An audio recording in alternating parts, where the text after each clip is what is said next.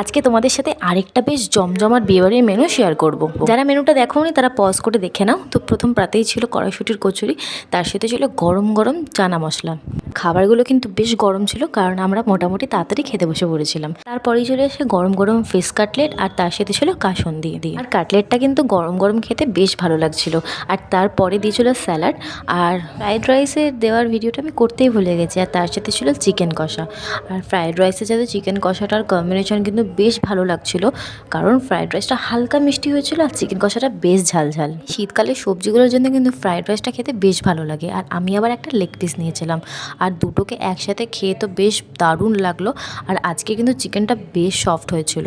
আর আমি চাটনি পাঁপড় মিষ্টি খাবো না ভেবেছিলাম, তাই ওর পার থেকে মিষ্টি আর সন্দেশটা ভিডিও করেছিলাম, কিন্তু তারপরও বললো চাটনিটার পাঁপড়টা খেয়ে দেখো বেশ ভালো লাগছে।